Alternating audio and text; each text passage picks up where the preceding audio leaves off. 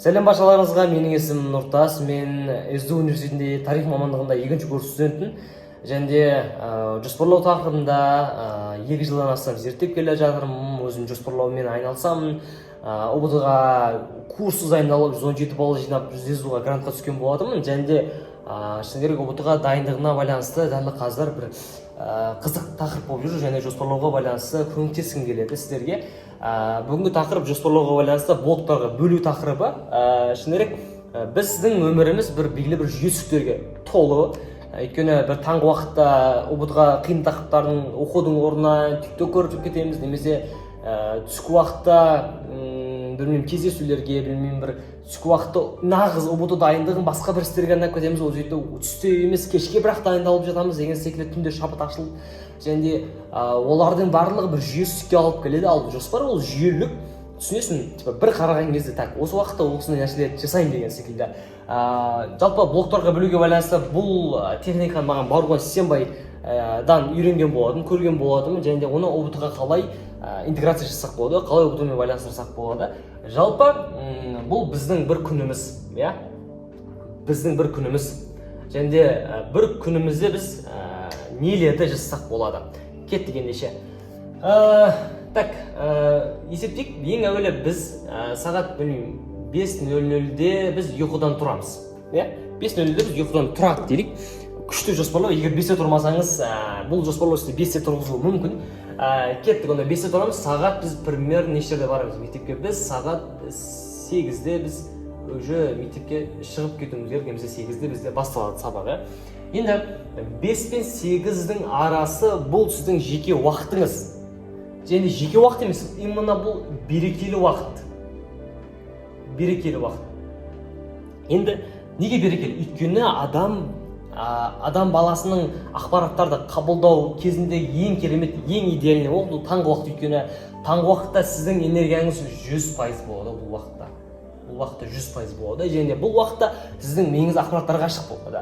Енді бұл уақытта не істесек болады? Бұл уақытта біз қиын тақырыптарға арнасақ болады. Білмеймін, сіз 5-те тұрсаңыз 5:30 мен 6:30-ның арасында 5:30 мен 6:30-ның арасында 1 сағат бар сізде. 1 сағат өте күшті. Енді бұл тақырыптарда не істесек болады? Бұл тақырыптарда бір таңдау пәндеріңізге арнасаңыз болады, бір кітап оқуға, немесе тақырыптарды қайталауға деген секілді бір қиын тақырыптарды арнасаңыз болады бұл уақытта. Енді бұл таңғы уақыт сіз именно қиын тақырыптарға, немесе сіздің денсаулығыңызға, сіздің бір дамуыңызға арнадыңыз делік. Келесі бізде мектеп бар, мектепті қалай есептейміз? Жалпы біздің мектеп сағат 8-де басталса, сағат 1-де аяқталуы мүмкін. Енді тура осы уақыт бізде не? Тура ол осы уақыт бізде мектеп уақыты.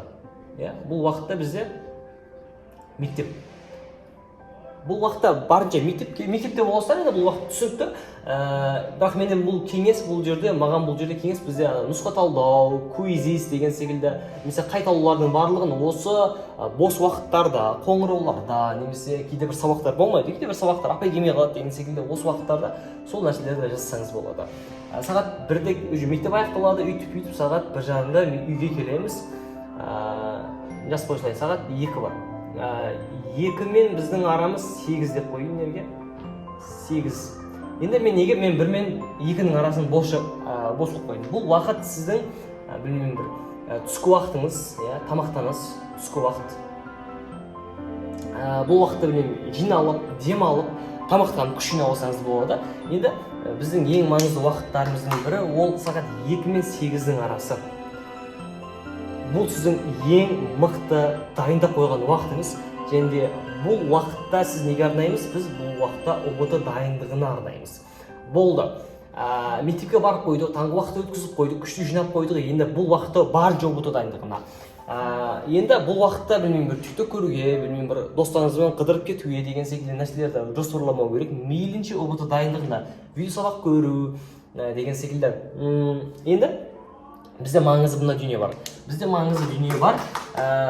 Именно біз кешкі уақытта таяп қалдық. Кешкі уақытта не істесеңіздер болады. Сіздерге бір күшті нәрсе бар. 3, 2, 1 дейтін бір әдіс бар. 3 сағат алдын сіздер тамақтанып қоюыңыз керек. Яғни сағат ұйықтар алдын. Мәселен біз ұйықтаймыз 22:00-де дейік. 22:00-де. Енді ұйықтар алдын 3 сағат, ұйықтағанға дейін 3 сағат алдын біз не істеп қоюымыз керек? Біз тамақтанып қоюымыз керек. Демек неште? Сағат 9, 8, 7. Иә? Сағат 7-ге дейін сіз тамақтанып қоюыңыз керек. Мүмкін 6:30-да, 7-де деген секілді тамақтанып қойсаңыз. Неге? Өйткені біз тұрған 8-де, 9-да тамақтанатын болсақ, біздің асымыз қорытылып үлгермейді. Сәйкесінше түнде организм ұйқыға кетіретін уақытты тамаққа кетіреді. Полный тамақты ас қорытуға кетеді. Және де сіздің таңертең сағат 5-те тұрған кезде болды. Сіздің бір басыңыз ауырып, бір ұйқыңыз қанбай оянудың себебі де осыда. Енді біз сағат 10-да ұйықтау үшін не істейміз? Сағат 7-ге дейін тамақтанып қоюымыз керек. Сағат 6-да, 5:30-да немесе 6:30-да үшін 7-ге дейін тамақтанып қоюымыз керек біз мына осы уақытта. Енді 2 сағат. 2 сағат дегеніміз 2 сағат алдын уже су ішпеу керек. Сағат 8-ге дейін, 8-ден кейін су ішуге болмайды. 8-ге дейін уже судыңызды ішіп, солар қажеттіліктеріңізді қанағаттандырып қойсаңыз болады. Одан кейін бізде 1 сағат. Енді бұл не? 21:00.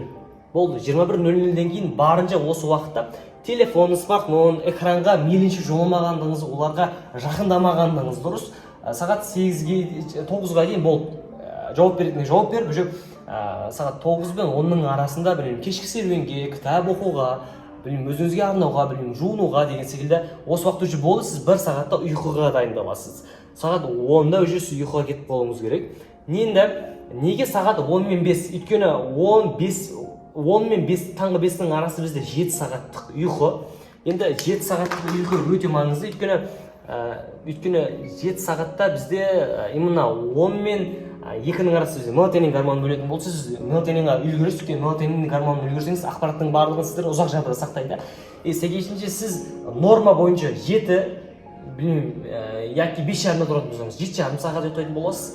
Және де сол арқылы сіз күндіз ұбт-ға жақсылай аласыз, және де түнде ұйқыңыз жақсырақ болады. Енді маңызды дүниелердің бірі бұл енді блоктарды мейлінше күніңізге бекіту. Мәселен, сағат 5 пен 8-де, конечно, біз не істеу керек? Бізде берекелі уақыт қарнау керек. Сағат бізде 8 пен 1-дің арасында біз не істейміз? Біз мектепке арнаймыз. Сағат 2 мен 8-дің арасы біз сәйкесінше ұбт-ға арнаймыз, ұбт дайындығын арнаймыз. Сағат 8 пен 10-ның арасында біз не істейміз? Бұл уақытта барынша демалысқа арнауымыз керек екен. Демалыс. Бұл уақытта 8-ден кейін TikTok көрсеңіз болады, фильмдеріңізді, сериалыңызды көрсеңіз болады. Немесе оған кеңес беремін, серуендеуге көбірек кеңес беремін. Просто шығып кетіңіз, серуендеңіз, өзіңізбен болыңыз, немесе жақын достарыңыз болатын болса, аулада бірге кездесіңіз, сөйлесіңіз ұбт дайындығы жайлы, өмір жайлы. Енді не үшін маңызды бұл уақыт? 8-ден кейін неге дайындалмаған дұрыс? Мейлінше. Неге? Өйткені сіз бұл 2-ден бастап сіз 8-ге дейін дайындалып отырсыз, неше сағат бойы. Бұл сағаттың барлығы жеткілікті. Онан кейін болды. Ары қарай сіз ұбт дайындығыңызға жүріп, шаршадыңыз, ақпараттарыңыз барлығы миыңызға неше түрлі толып кетті, каша болды. Және де бұл уақытта барынша өзіңізді демалып, марапаттап,